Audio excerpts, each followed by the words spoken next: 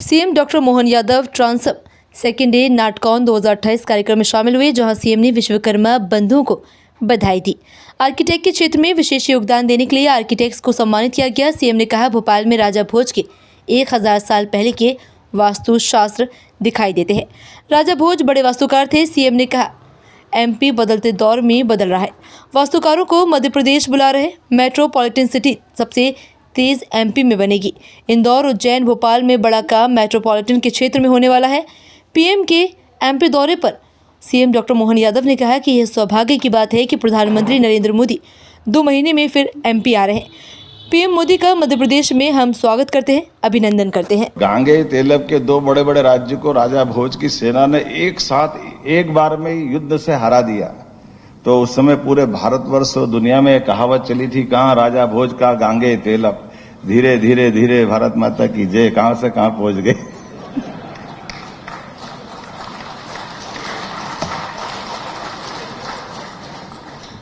कहा गांगे तेलब और कहा राजा भोज।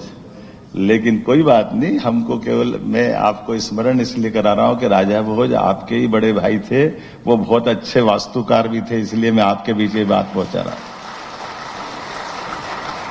एक व्यक्ति के कितने रोल होते हैं। राजा भोज की पुस्तकें आज भी आपको वास्तुशिल्प के बारे में भी मिलेगी, आयुर्वेद के बारे में मिलेगी, शासन की नीतियों के बारे में मिलेगी। सब सर्वगुण संपन्न, कई सारे विधाओं का, कई प्रकारों का ज्ञाता अगर कोई है तो राजा भोज है। इसलिए कहानी उनके साथ जुड़ती है राजा भोज और विक्रमादित्य वाली। जब वो अपने ऐसे सारे गुणों के बलबूते पर वो विक्रमादित्य के सिंहासन पे बैठना चाहते हैं। विक्रमादित्य उससे 1000 साल पहले हैं, अर्थात विक्रमादित्य आज से 2000 साल पहले हैं, राजा भोज 1000 साल पहले, और हम 1000 आज बात कर रहे हैं। लेकिन इतने गुण संपन्न व्यक्तियों के बीच के एक राजा मुंज का, जो मैंने बताया उनके बड़े भाई हैं, इनके मांडव के वास्तुशिल्प को आप देखोगे तो आपको ध्यान में आएगा। मांडव की पहाड़ियों में मूल रूप से राजधानी राजा भोज को, उनके पूर्ववर्ती सभी परमार वंश की राजधानी उज्जैन थी। लेकिन जब आक्रांताओं के दिल्ली तरफ से आक्रमण बढ़े तो मैदान इलाका होने से जीवन की सुरक्षा के लिए, सेना की विजय के लिए, नागरिकों को बचाने के लिए ये मांडव की तरफ राजधानी ले गए। और मांडव में पहाड़ियों से बना हुआ वो अद्भुत पठार, जिसके ऊपर बड़ा तालाब मुंज का है, मुंज के तालाब के बाद उससे एक जहाज महल बना। जहाज महल के बाद 3 स्टेप पे नीचे नीचे जल की रचना इतनी अच्छी अद्भुत है, आप देखोगे तो आनंद आएगा। और उसको जल की एक एक बूंद को बचाते गए। ये आपका जकोजी और पता नहीं क्या क्या जो आज के समय में सम्मान आपको मिलेंगे, आपने आगे सारी चीजें आपको दिखेगी। आप सारा का सारा जिस प्रकार का ये समय चल रहा है, उस सारे समय में 1000 साल, 1200 साल, 800 साल, हर काल का आपको वो अवशेष मिलेगा। आज भी हमको मालूम है, अच्छे अच्छे वास्तुशिल्प वाले फेल हो जाते हैं, फिर आखिर में सिंटेक्स की टंकी रख के काम चलाते कि भारत माता की जय, का चक्कर है। अपनी पोल नहीं खुले तो मैं भी थोड़ा थोड़ा आपकी समझता हूं। जो होना हो गया है, लेकिन आपको 800 साल पुराना टैंक दिखाई देगा दूसरी मंजिल के ऊपर। मुझे लगता नहीं कि पूरे दुनिया में कोई ऐसा 800 साल पुराना भवन होगा जहां ऊपर दूसरी मंजिल पे पानी का टैंक बना हुआ दिखाई दे, जिसको आज भी वो लीकेज नहीं है, वो वैसा वैसे ही काम कर रहा है। जब हमारे यहाँ सीमेंट नहीं था, सरिया नहीं था, उस दौर में भी वैसा कैसे टैंक बनाया होगा, और बड़े पैमाने पे बनाया। कई सारी चीजें बता सकता हूं, लेकिन आज प्रधानमंत्री आ रहे हैं। तो प्रधानमंत्री आ रहा है तो मेरी दुविधा 2 तरह की है। नेता आदमी को माइक मिल जाए तो संकट तो होता ही है, लेकिन समझ भी आ रहा है तो थोड़ा हिसाब किताब तो रखना ही पड़ता है। आपने आउटलाइन बनाई तो मैं अंदर अंदर अपना प्लान कर रहा हूं।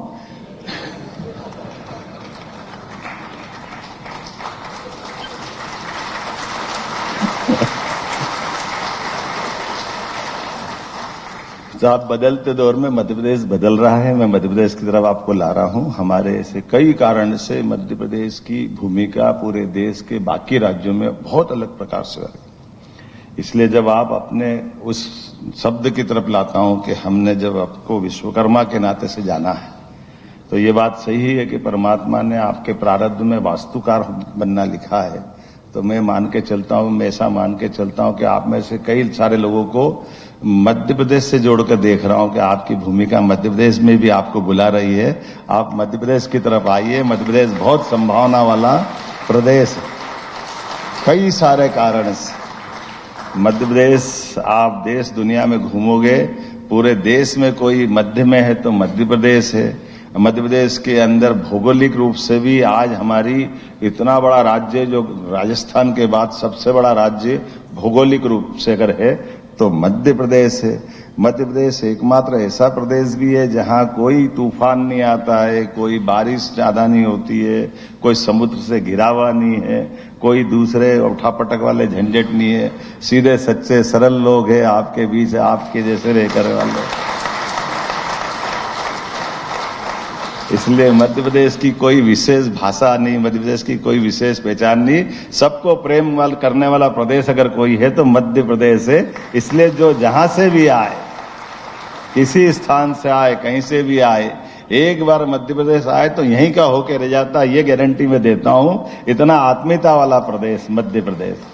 तो आज के इस अवसर पर मध्य प्रदेश से अब जब आप आके बात कर रहे हैं तो हमने अलग अलग क्षेत्रों में बहुत सारे प्रकार से प्लान बनाया है, उस पर हम काम भी कर रहे हैं। कल ही हमने माननीय गडकरी जी के माध्यम से हमारे नेटवर्क, सड़कों का नेटवर्क के आधार पर बहुत जल्दी 2-3 साल का हमारा आने वाले समय में हम कई बड़े बड़े विकसित देशों को पीछे छोड़ देंगे। इतने प्रकार के हमारी सड़कों का जाल अपने यहाँ बिछा रहे हैं। हमारे प्रदेश से निकलने वाली हर सड़कों को 4 लेन पे ले जा रहा है। कोई सड़क अपने राज्यों को पास के राज्यों से जोड़ के देखेगी। नदियों का तो मायका है मध्य प्रदेश। भारत के अंदर एकमात्र राज्य ऐसा है जिसके पास कोई हिम ग्लेशियर नहीं है, कोई बर्फ का पहाड़ नहीं है, लेकिन नदी की धारा ऐसी है जो बड़ी बड़ी माँ गंगा, यमुना, इनको भी अगर प्राण देती है। जल राशि अगर जोड़ो तो हिमालय से निकलने वाली जल राशि से कमतर नहीं है, उससे बढ़कर ही जल राशियां मध्य प्रदेश से गुजरती है। मध्य प्रदेश सबको, आसपास के राज्यों को भी जीवन देता है। नर्मदा हो, चंबल हो, ताप्ती हो, सोन नदी हो, सारी की अगर सारी नदियों का उद्गम देखोगे तो मध्य प्रदेश से दिखाई देगा।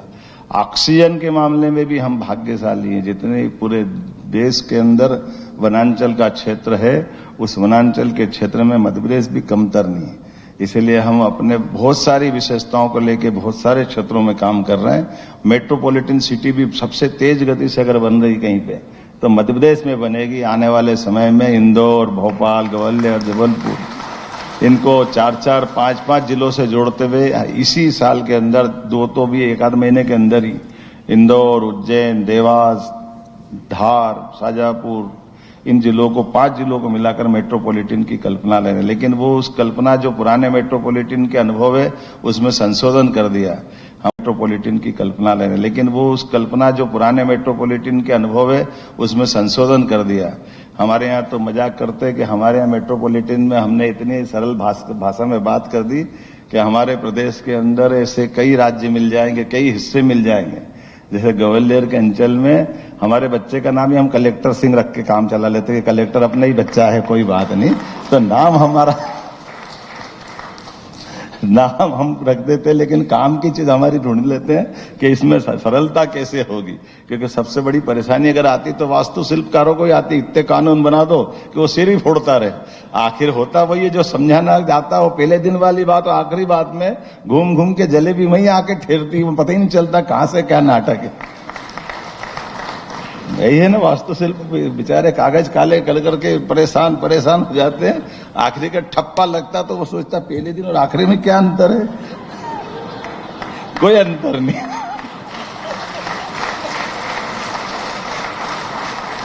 तो मैं तो ये दिन भर ऐसी बात कर सकता हूं। आपका पुनः अभिनंदन, बहुत बहुत धन्यवाद।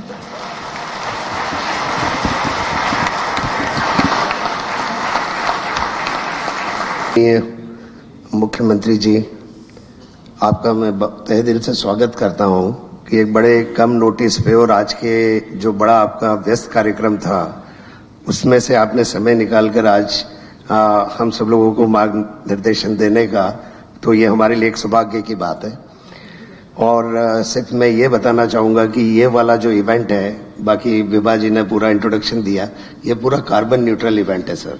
और इसमें पूरी कोशिश हम लोग ये कर रहे हैं कि इलेक्ट्रिक बसेस के साथ में नो प्लास्टिक, जीरो वेस्ट और RRR के पूरे एक कॉन्सेप्ट के ऊपर जो हमने अभी GIS में, आपने जो एक ऐतिहासिक GIS कराया था और उसका जो हमने पढ़ा और उससे जो हमने सीखा, तो शायद हमने वही उसे कुछ अपनाने की कोशिश करी है।